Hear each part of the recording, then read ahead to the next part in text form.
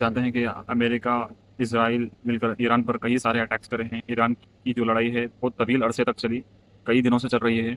और अमेरिका ये सोचा था कि ईरान कम से कम 20 से 40 दिन के अंदर पूरी वार ख़त्म कर देंगे और ईरान को हरा देंगे। मगर 3 महीने हो चुके हैं, ईरान का कोई हारने का मसला ही नहीं है और कोई हार पर बात ही नहीं कर रहा है। मुसलसल जैसा ईरान की मिट्टी पर अटैक हो रहे हैं, उसी तरह उससे ज़्यादा ईरान ने अमेरिकन बेसिस पर हमला कर रहा है।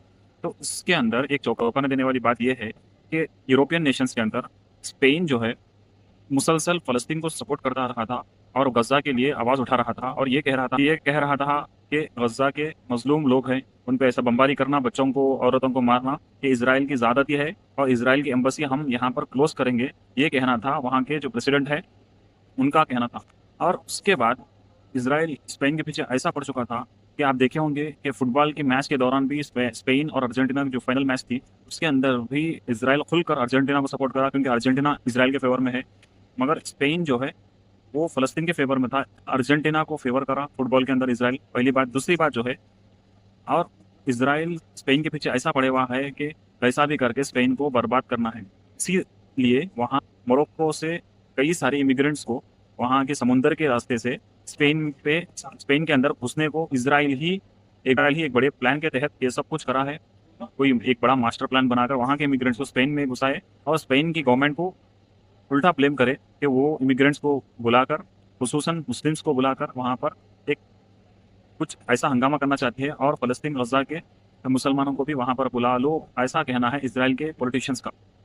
मगर स्पेन के लोग जो है बहुत ही होशियार है, उन्होंने पहले ही समझ चुका है कि ये इज़राइल का प्लान है कि कई सारे इमिग्रेंट्स को घुसा दो स्पेन के अंदर और वहाँ वो कंट्री को एक रिफ्यूजी कैंप के जैसा बदनाम करो पूरे दुनिया के अंदर। ये सब कुछ प्लान इज़राइल का था और इज़राइल के इशारों पे ही वहाँ मोरक्कन के जो पुलिस के लोग हैं, वहाँ पर इमिग्रेंट्स को वो समुंदर के रास्ते बताए हैं कि और स्पेन में पहुँचा दिए गए थे। तो इसके बाद स्पेन का एक अच्छा-सा बयान आया है, बहुत इंसानियत को छू देने वाला बयान आया है कि वहाँ के प्रेसिडेंट ने कहा कि जो कोई भी आए हैं, वो आ चुके हैं, अब हम उनको डिपोर्ट करेंगे और उनकी खैर-सगाई जो भी है यहाँ पर, सब उनके लिए अच्छा बनाकर उनको सही रास्ते से वापस फिर भेज देंगे।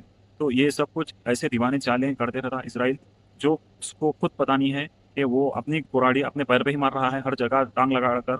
और ये समझ बैठा कि हर चीज़ इज़राइल के कंट्रोल में है, पूरी दुनिया इज़राइल के कंट्रोल में है, वो कतई नहीं हो सकता, सिर्फ़ इज़राइल के कंट्रोल में अमेरिका हो सकता है और कोई भी नहीं हो सकता है। तो ये बात याद रखना चाहिए इज़राइल के पॉलिटिशियंस को और मज़लूम पे ज़ुल्म करने का जो सबक है, यही मिलेगा। चलिए मिलते हैं नेक्स्ट वीडियो के अंदर।